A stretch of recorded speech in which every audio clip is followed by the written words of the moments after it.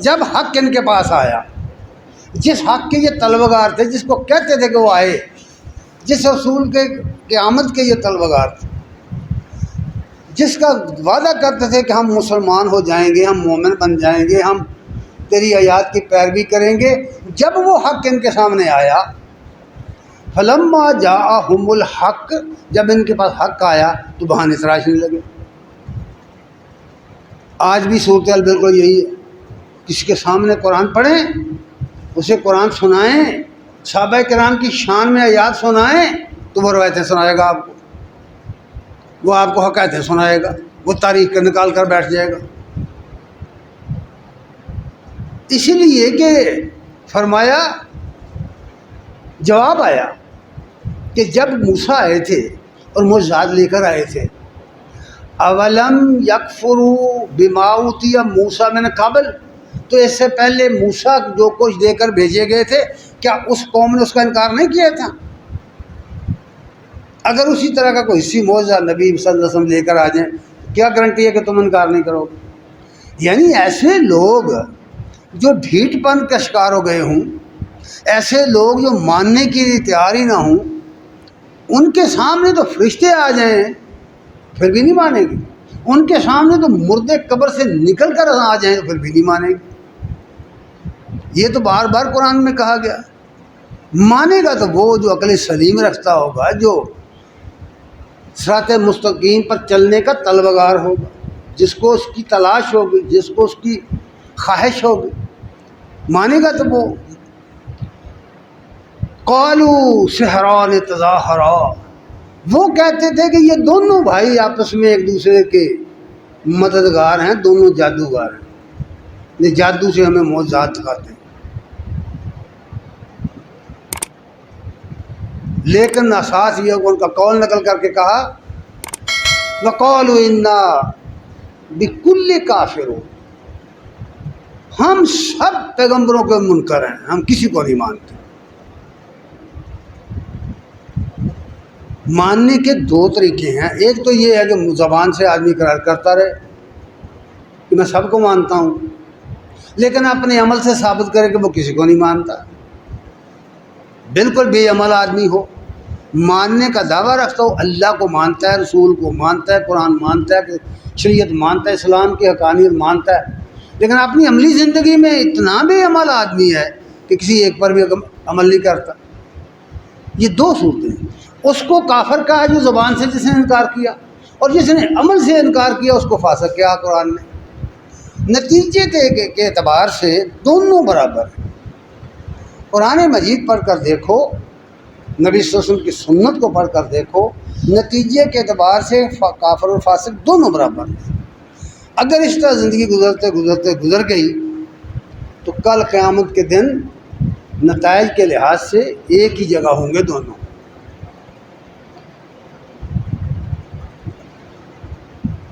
پھر فرمایا، اگر تم اس کتاب کو نہیں مانتے، اگر اس کتاب کے بارے میں تمہیں شک ہے، کوئی جو ڈاؤٹ ہے تمہیں، فَأْتُوا قُلْ فَأْتُوا بِكِتَابٍ مِّنْ عِندِ اللَّهِ، ان سے کہہ دو، اے نبی ان سے کہو کہ اللہ کے پاس سے تم ایک کتاب لے کر آؤ۔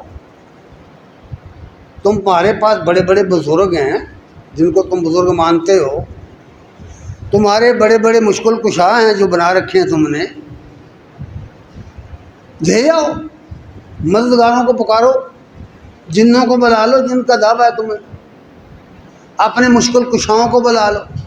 قل فاتوا بکتاب من عند اللہ، اللہ کے پاس سے کوئی کتاب اس طرح کی لے کے آؤ، هو اہدی منہما، جو ان کتابوں اللہ کی کتابوں سے بہتر ہو، قرآن سے بہتر ہو، جو اللہ نے کتابیں اتاری ان سے بہتر ہو۔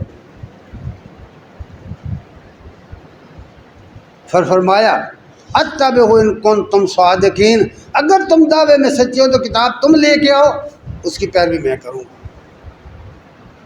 قرآن مجید میں اس طرح چیلنج کر کے یہ باتیں بیان کی گئی ہیں کہ بالکل اس طرح نقشہ سامنے آتا ہے دونوں فریقوں کو، ماننے والوں نہ ماننے والوں۔ اس لیے میرے بھائی کہ قرآن کو اللہ تعالیٰ نے نوع انسان کے لیے، مسلمانوں تمہاری بات نہیں ہو رہی، مسلمانوں کی کتاب یہ نہیں ہے، میں نے پہلے بھی عرض کیا یہ مسلمانوں کی کتاب نہیں، یہ کل عالم کی کتاب ہے، یہ تمام انسانوں کے لیے آئی ہے۔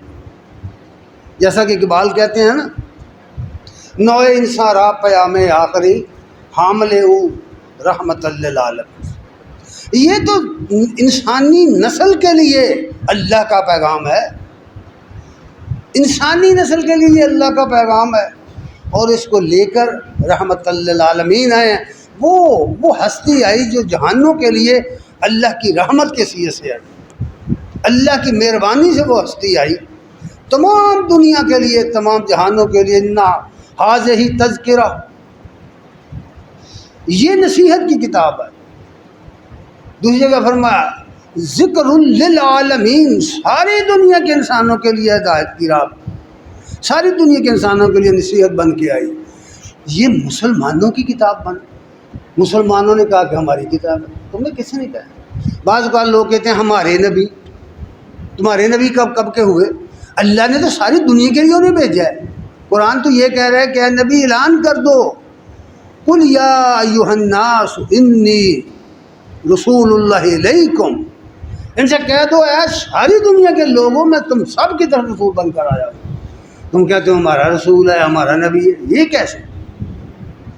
یہ غلط فہمیاں اس لیے پیدا ہوئی کہ ہم نے قرآن نہیں پڑھا، بس نہیں سمجھا، اس کو دیوار بن گئے لوگوں کے سامنے۔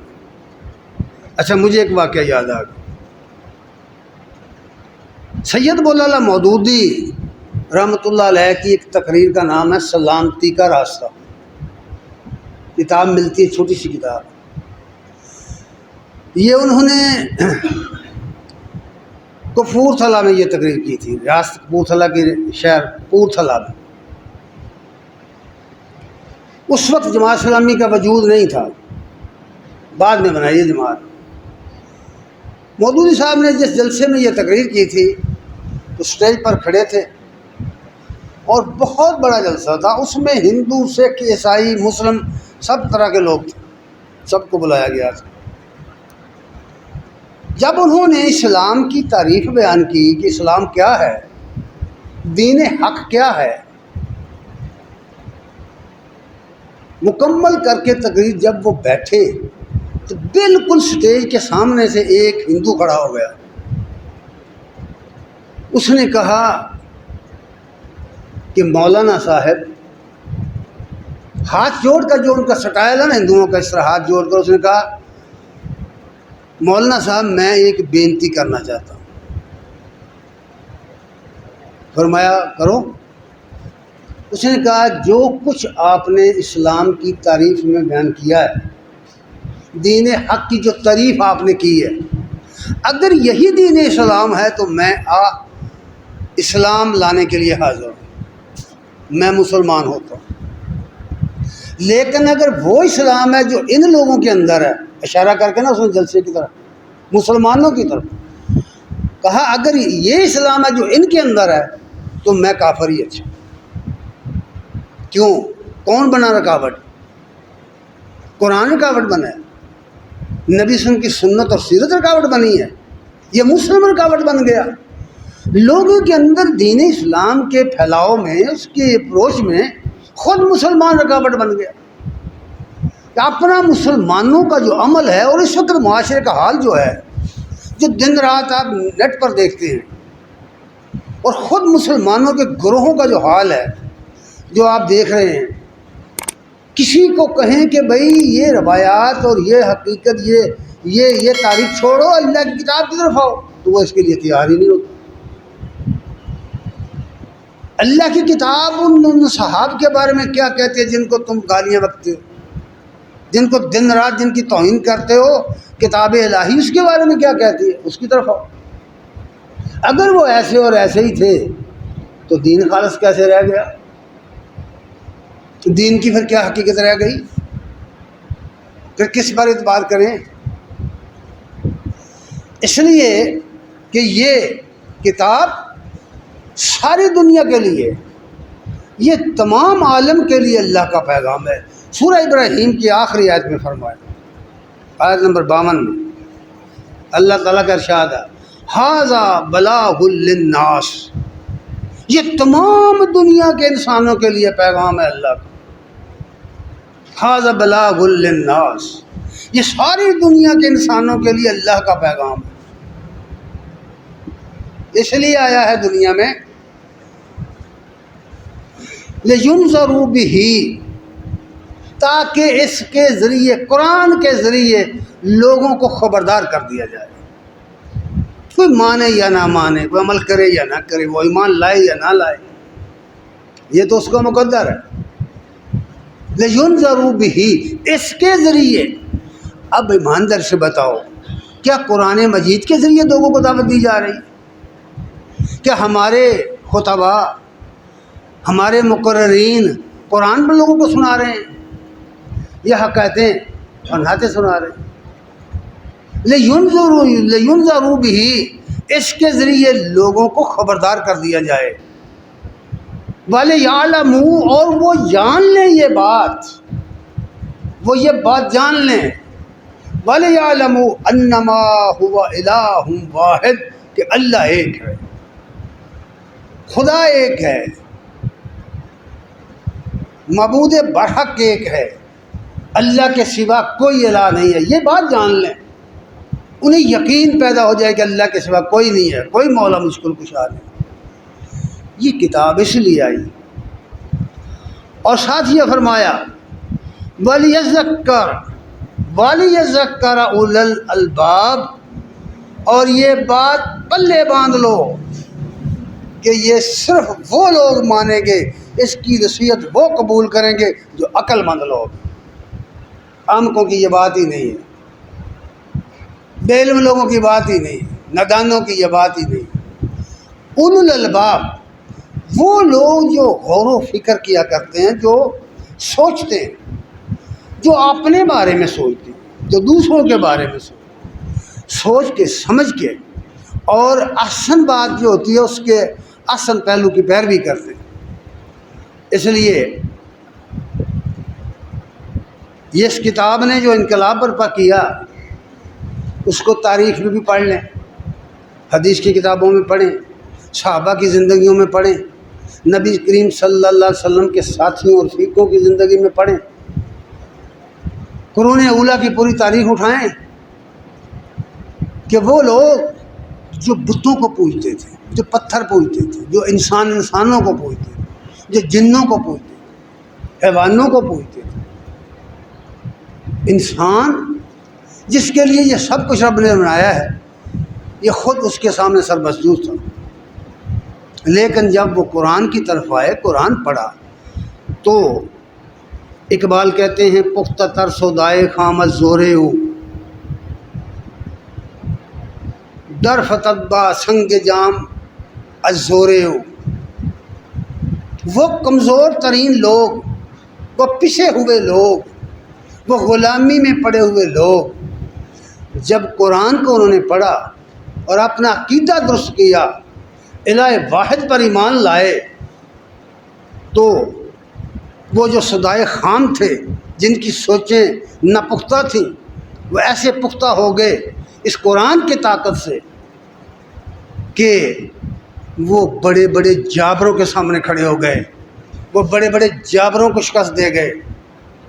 کیا آپ نے کبھی سنا نہیں کہ صفوان بن امیہ کا غلام ہے بلال رضی اللہ تعالیٰ، اور وہ اسے مارتا ہے، پیٹتا ہے. 102 ڈگری پر دھوپ جب ہوتی ہے، گرمی، ریت پہ لٹاتا ہے، کہتا ہے محمد صلی اللہ علیہ وسلم کا انکار کر، اللہ کا انکار کر، خدا واحد کا انکار کر. تو وہ کیا کہتے ہیں؟ احد احد کا نعرے لگاتے ہیں. اور وہ اس کا مال کتنا تنگ آ گیا ہے کہ غلام اس کے سامنے سرنڈر نہیں کر رہا. وہ کہتا ہے کہ کوئی ایسا آدمی ہو جو میری جان چھڑا دے. ابو بکر رضی اللہ تعالیٰ عنہ کا گزر ہوا تو دیکھ کر فرمایا بتا کتنے پیسے لینے ہیں تو نے اس کے. اس نے کہا کہ مجھے کیا چاہیے، پیسے مل جائیں، جان چھوٹے. انہوں نے خرید کر آزاد کر دی، انہوں نے خرید کر آزاد کر دیا۔ وہ غلام، غلامی کی زندگی بسر کرنے والا بے وطن آدمی، جس کا نہ قبیلہ ہے، نہ کنبہ ہے، نہ کوئی ہم وطن ہے وہاں مکے میں، حبش سے آنے والا غریب ترین آدمی، جس کے عقیدے نے فاسق کو، کافر کو، ظالم کو، بڑے جابر آدمی سرمایہ دار کو شکست دے دی۔ یہ ایک مثال ہے، اور بھی اس کی بے شمار مثالیں ہیں ماضی کریم میں بھی۔ اس لیے علماء نے کہا ہے کہ می برد پابند و آزاد آورد، غلامی کے زنجیروں میں جکڑے ہوئے آنے والے جب قرآن کے دامن میں آئے، قرآن کے کالم میں ڈھل گئے تو آزاد ہو گئے۔ آدمی جسمانی طور پر آزاد نہیں ہوتا، یاد رکھنا، آدمی دل کے طور پر آزاد ہوتا ہے، حریت فکر سے آزاد ہوتا ہے۔ یہ قوم، پاکستانی قوم، جسمانی طور پر آزاد ہو چکی، یہ 1947 میں آزاد ہو گئی ہے، لیکن فکری لحاظ سے آج تک غلام ہے۔ اپنی تعلیم، اپنی تہذیب، اپنی زبان، اپنے رہن سہن، اپنے رسم و رواج، ایک ایک چیز چیک کر کے دیکھو، یہ قوم غلام ہے، یہ آزاد نہیں ہے۔ ان کی اپنی کوئی فکر ہی نہیں ہے، اپنا کوئی نظام ہی نہیں ہے، اپنی کوئی سوچ ہی نہیں ہے۔ یہ تو مقلدوں کا ایک گروہ ہے، نقالوں کا ایک گروہ ہے، یہ آزاد قوم نہیں ہے، یاد رکھنا۔ اگر آزاد ہوتی تو 5 صدی کے اندر کچھ کا کچھ ہو جاتا، دنیا کے سامنے ایک نمونہ آ جاتا، جس نعرے پر پاکستان بنا تھا اس کا کوئی نمونہ بن جاتا۔ اس لیے وہ کہتے ہیں کہ می برد پابند بازاد آورد، سید بندہ را و فریاد آورد۔ یہ ان لوگوں کو جو شکار کیے جاتے تھے، جب وہ قرآن کے دامن میں آئے تو وہ خود شکاری بن گئے، مفتوح فاتح بن گئے۔ کون نہیں جانتا کہ عرب کے صحراؤں سے اٹھنے والے وہ لوگ جنہوں نے کیسر و کسرا کی دنیا کی 2 سپر پاوروں کو ریزہ ریزہ کر کے رکھ دیا تھا، جو دنیا کی بڑی پاوریں تھیں، اس صحرا سے اٹھنے والی لوگ، بے سر و سامان لوگ۔ اور یہی بات کہی تھی ربیع بن عامر رضی اللہ تعالیٰ عنہ، جب خط لے کر سعد بن ابی وقاص کا رستم کے دربار میں گئے ہیں تو اس نے بڑی حقارت سے اسے کہا کہ تم اونٹنیوں کا دودھ پینے والے اور گندے تالابوں کا پانی پینے والے اور گو کا گوشت کھانے والے ہو، تمہیں کہاں ایران کی شہنشاہ کی تخت کی آرزو پیدا ہو گئی ہے؟ اور غصے میں آ کر اس نے کہا ایک ٹوکرا مٹی کا بھر کر اس کے سر پر رکھ دو۔ لیکن اس نے اسے جو کہا تھا وہ آج بھی ریکارڈ پر ہے، اس نے کہا اسلم تسلم، اللہ رسول کے تحت قبول کر لا، بچ جائے گا، مسلمان ہو جا، تیری شاہی تجھے مبارک، ہم کسی عشر کو شاہی کے لیے نہیں آئے، یاد رکھ ہم صرف اس لیے دنیا میں اٹھے ہیں کہ بندوں کو بندوں کی غلامی سے نکال کر اللہ کی غلامی میں دے دیں، ہم اس لیے اٹھے ہیں۔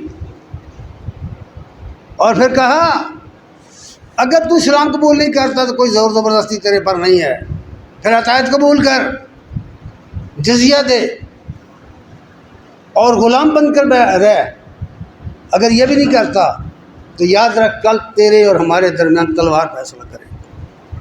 اور پھر دنیا نے دیکھا کہ وہ مدائن چھوڑ کر بھاگے اور بھاگتے ہی رہے، میدان سے بھاگے ہوئے بلخ بخارا تک بھاگتے چلے گئے، اور آخر کار 17 ہجری میں مکمل ایران فتح ہو گیا۔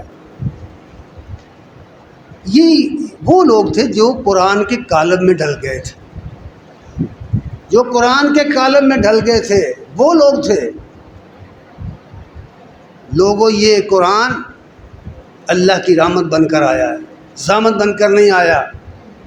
اس لیے سورہ یونس کی آیت نمبر 57 میں فرمایا یا ایھا الناس، لوگوں کو کہا ہے، مسلمانوں کو نہیں کہا جا رہا۔ میں نے جتنی آیات پڑھی ہیں لوگوں کے بارے میں کہا ہے، ساری دنیا کے انسانوں کو مخاطب کر کے کہا یا ایھا الناس، اے انسانوں،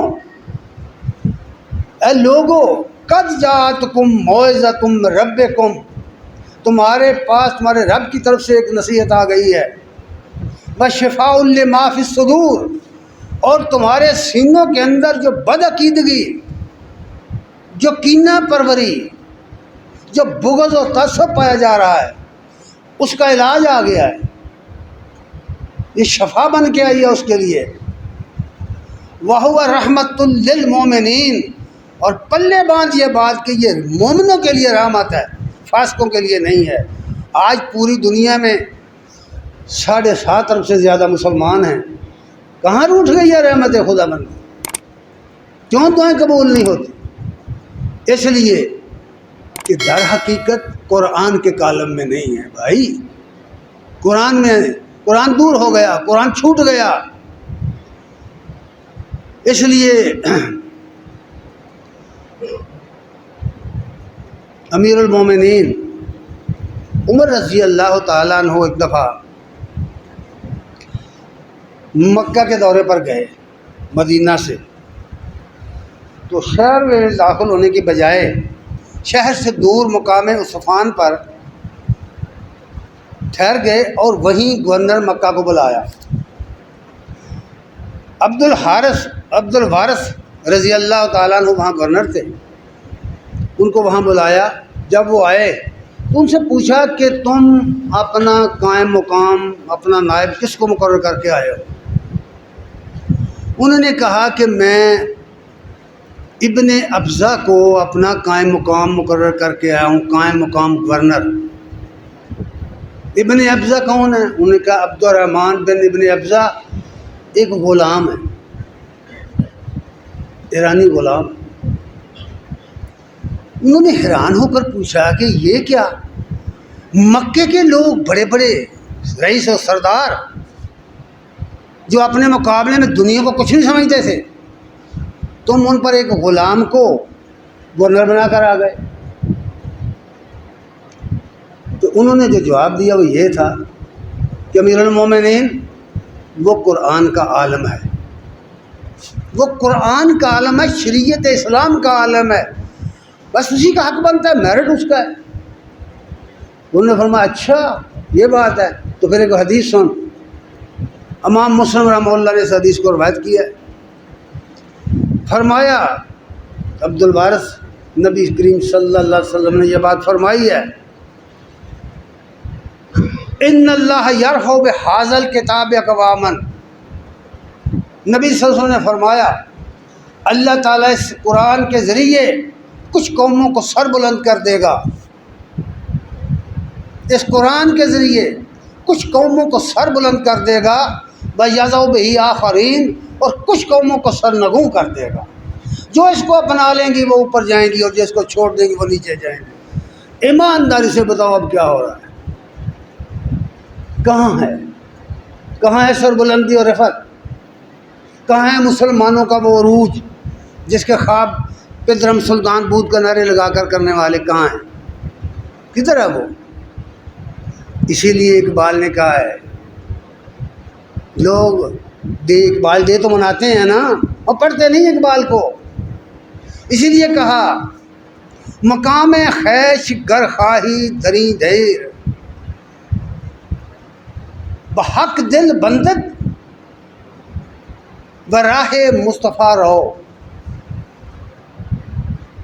اقبال کہتے ہیں کہ اگر اس دنیا میں تم اپنا مقام بنانا چاہتے ہو، تم رفعت حاصل کرنا چاہتے ہو، تم عزت چاہتے ہو، تو اپنے آپ کو اپنے رب سے جوڑو اور مصطفیٰ صلی اللہ علیہ وسلم کی راہ چلو، ان کے نقش قدم پہ چلو، ان کی سیرت کو اپناؤ، ورنہ اس دنیا میں تم عزت کی زندگی کبھی نہیں پا سکو گے۔ وآخر دعوانا الحمد